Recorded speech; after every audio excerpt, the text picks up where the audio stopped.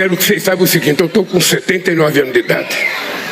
Não parece que eu tenho 30 ou 40, mas estou com 79 anos de idade.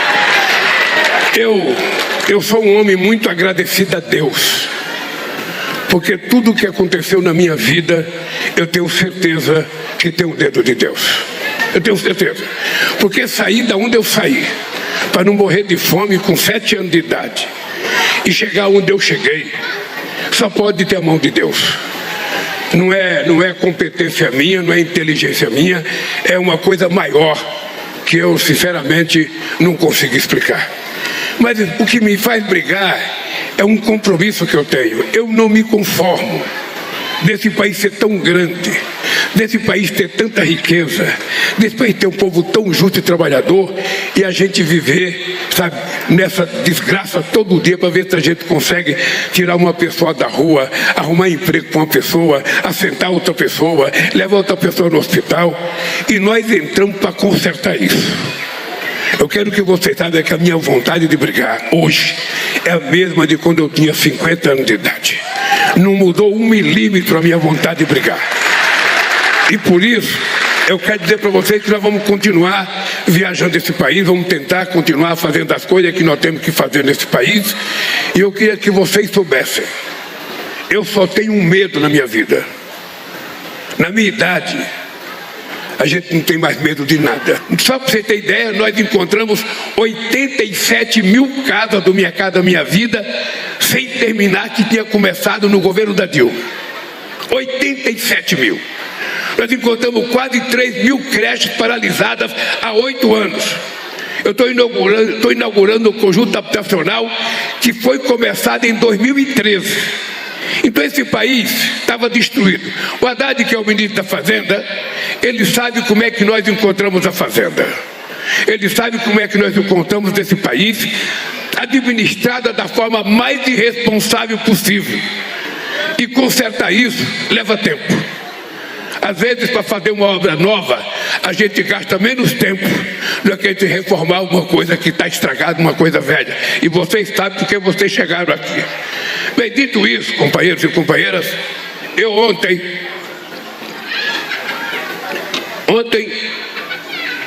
eu fui ao Nordeste inaugurar uma parte de uma obra que estava há 179 anos esperando.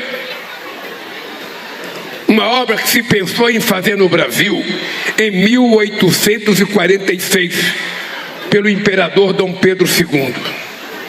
Essa obra era a famosa transposição do São Francisco para levar água do São Francisco para 12 milhões de pessoas que moram no semiárido brasileiro. Vocês sabem que eu saí de Pernambuco em 1952 por causa da seca e fomos embora para não morrer de fome. E isso persistiu desde o Império. Não é uma coisa nova. O que se estranha é que demorou 179 anos para que a gente chegasse no governo e a gente lembrasse que ninguém pode viver sem água. E nós resolvemos fazer a transposição do São Francisco. Muita gente era contra. Vai tirar água do São Francisco, vai acabar com o São Francisco. O São Francisco é da Bahia, o São Francisco é de Minas Gerais, o São Francisco é do Sergipe, é de Alagoas. Não, a gente chegou à conclusão que o São Francisco é do Brasil. E se tem 12 milhões de pessoas que moram em lugares que não tem água, a gente tem obrigação de levar água para as pessoas, porque senão as pessoas todo ano saem para vir para São Paulo para trabalhar de pedreiro, ajudante de servente de pedreiro, e a gente não queria mais isso. A gente não queria que as pessoas saíssem procurando coisa para fazer na vida. A gente resolveu que a gente ia fazer água. E posso dizer com orgulho para vocês, nós estamos fazendo possivelmente a mais importante obra hídrica do mundo. Possivelmente não tenha nada igual feito em nenhum país. Vamos levar água para 4 estados, e vamos fazer com que 12 milhões e meio de pessoas abram pelo menos uma vez na vida uma torneira para lavar uma louça, para tomar um banho, para dar água para o seu gado, para as suas vacas, para as suas cabritas, para as suas galinhas, sem precisar carregar um pote na cabeça como eu carreguei com 7 anos de idade. Vocês percebem que eu não tenho pescoço. Isso aqui é de carregar pote na cabeça desde pequeno para levar água suja para beber. Então nós resolvemos fazer a transposição. E se Deus e nossa partida ajudar, quando chegar no final do ano, nós vamos terminar levando água para o Rio Grande do Norte, para Pernambuco, para o Ceará e para Paraíba, para as pessoas nunca mais morrerem de sede nesse país e os animais não morrerem. E eu dizia lá que só era possível fazer uma obra daquela se o Brasil tivesse um presidente que já tivesse passado sede, que já tivesse passado fome. Se a pessoa não conhece, a pessoa não tem sentimento de necessidade. Você vai falar da transposição da água no Rio de Janeiro, o cara fala, aqui leva água, aqui tem Copacabana, aqui tem Ipanema. Você vai falar na Avenida Paulista em São Paulo, o cara fala, aqui que água, que negócio de água para pobre, pobre precisa d'água.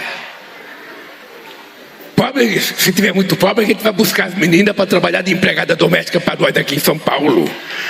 Ou a gente vai pegar o cara para ser servente de pedreiro, para construir viaduto, para construir prédio. Eles pensam que pobre só gosta de ser pedreiro. Não, pobre quer ser engenheiro, pobre quer ser médico, pobre quer ser o que quiser.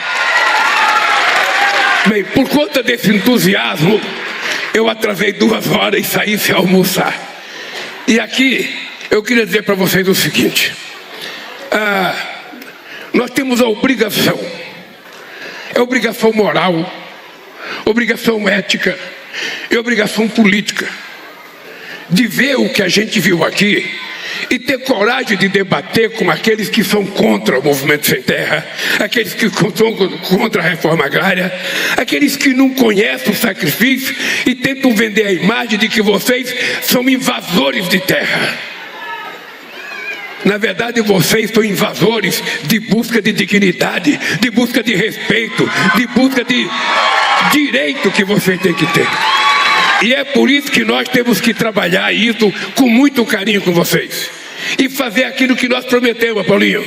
Nós temos que fazer o que nós prometemos. Sabe, se não for possível, com a mesma verdade que a gente prometeu, a gente diz que não dá para fazer. Mas vamos dizer na cara que não dá para fazer, porque as pessoas também compreendem.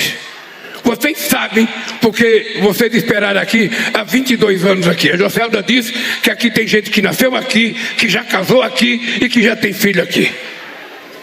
Então, governador, é o seguinte, nós vamos fazer um esforço muito grande para entregar o compromisso firmado com vocês, mas não só com vocês.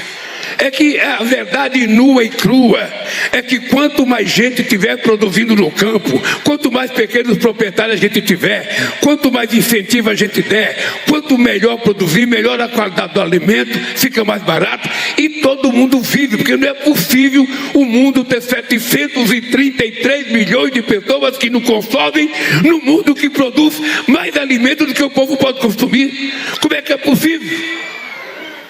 Não é possível, gente. Eu dizia de que a seca era um problema da natureza. A falta de comida por conta da seca era falta de vergonha na cara de quem governa um país, um estado ou uma cidade. Isso continua de pé, porque isso é a mais pura verdade. Eu estava dizendo para o companheiro, a Joselda estava me dizendo que às vezes ela vai no INCRA pedir alguma informação, Paulo, e muitas vezes as pessoas que atendem só falam assim, não posso fazer, não dá para fazer, porque a máquina pública, ela é preparada para dizer não. A primeira palavra é não. Chega uma pessoa qualquer para procurar uma informação, a primeira atitude é dizer não. Quando seria pelo menos mais decente dizer, eu vou procurar como fazer, eu vou tentar fazer, eu vou ver se eu dou um jeito. Mas a primeira é não. Se a pessoa desistir com o primeiro não, está ótimo. Mas se a pessoa insistir, alguém vai tentar dar um jeito. E esse não vale para todas as áreas públicas desse país, vale para as prefeituras, vale para o estado. Ou seja, o pobre chega lá atrás de uma coisa, olha, eu queria saber tal coisa. Não. É sempre assim, é o não em primeiro lugar. Quando, na verdade, se todo mundo fizesse o mínimo de esforço de falar, olha, eu não sei, eu vou estudar, eu vou analisar, sabe? Seria muito mais fácil e muito mais respeitoso. E é isso, Paulinho, que eu quero que a gente faça no Ministério do Desenvolvimento Agrário. Ao invés da gente ter alguém para dizer não, alguém dizer, eu vou tentar encontrar uma solução. Se for fácil, eu faço. Se for difícil, eu faço. E se eu não puder fazer, eu peço desculpas a vocês. Porque aí as pessoas passam a respeitar mais as coisas que acontecem na nossa relação pessoal. A vinda aqui para dizer para vocês que está consolidada a comunidade Malha Sabrina. É comunidade, não é acampamento de assentamento, é comunidade. Logo, logo vai ser uma cidade, sabe? Porque vocês têm a cara de gente que sabe construir as coisas nesse país. Vocês têm. E eu queria que vocês soubessem. Nem estava vendo você aqui, Maneco. Eu devia saber que onde está o Rocha, o Maneco está atrás. Eu devia saber.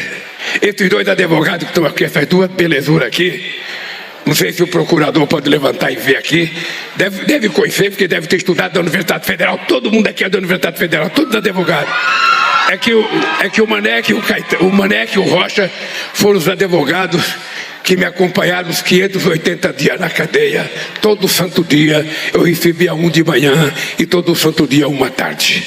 Um me levava a carta da Janja e o outro levava a minha carta para a Janja. Porque eu e a Janja escrevemos 580 cartas durante os 580 dias que eu fiquei preso.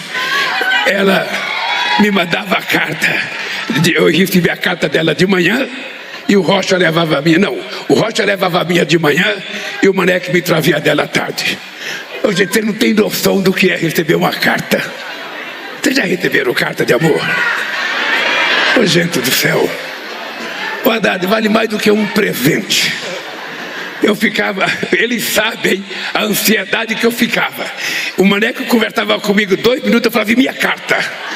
O dia que ele falava, hoje não tem carta, cara, eu entrava em depressão. A depressão passava porque no dia seguinte eu recebia 2. Aí foi uma maravilha. Eu nunca pensei na minha vida que fosse tão bom escrever carta. De noite você sozinho numa cela, Haddad, pensando na amada e você escrevendo para ela, sabe? E depois você ficar esperando que ela escrevesse para você. É uma coisa muito prazerosa. Eu estou falando isso, mas o sacana que era meu carcereiro está aqui também. Eu vi que meu carcereiro está aqui também. Eu vi ele aí, deve estar escondido aí. Porque também ficou 580 dias me perturbando lá. Que era um cara da Polícia Federal. Um eu contratei para trabalhar comigo. O Paulão era um carcereiro meu, negro, sabe? Simpático ao PT. Ele admirava uma vereadora do PT de Curitiba. Ele me levava os papéis da vereadora. Aí quando eu saí da cadeia, eu falei, vou contratar o meu carcereiro. Contratei, está lá trabalhando comigo. E o Chatalo também não foi trabalhar comigo porque estava no Peru, vivendo a boa vida da Polícia Federal no Peru. Bem, companheiros, eu estou muito feliz.